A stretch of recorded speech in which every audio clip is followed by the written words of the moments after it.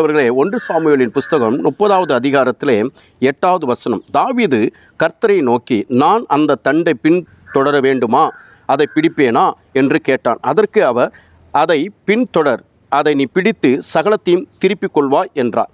தாவீது, என் அன்பு தேவ பிள்ளையே, அமிலேக்கர் நிமித்தம் தன்னுடைய மனைவி பிள்ளைகள் இழக்கப்பட்ட நிலைமை, அடுத்தது தேசம் தீக்கரை ஆக்கப்பட்ட நிலைமை, பல விதத்தில் என் அன்பு தேவப்பிள்ளை அழுவதற்கூட பலனில்லாதபடிக்கு அழுது கொண்டிருந்த நேரத்தில் தேவனிடத்தில் போய் கேட்குறேன், நான் அவர்களை பின்தொடரலாமா?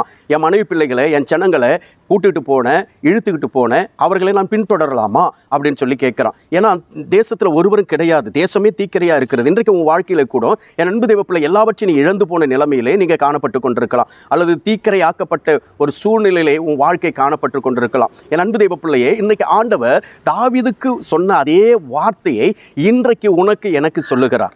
அல்லேலூயா. பின்தொடர்ந்து போ, அதை நீ திருப்பிக் கொள்வாய், சகலத்தையும் திருப்பிக் கொள்வாய் என்று சொல்லி இன்றைக்கு ஆண்டவர் இந்த மாதத்தில் நீ சகலத்தையும் திருப்பிக் கொள்ளும்படியாக தேவன் உனக்கு அனுகிரகம் செய்கிறார். அல்லேலூயா.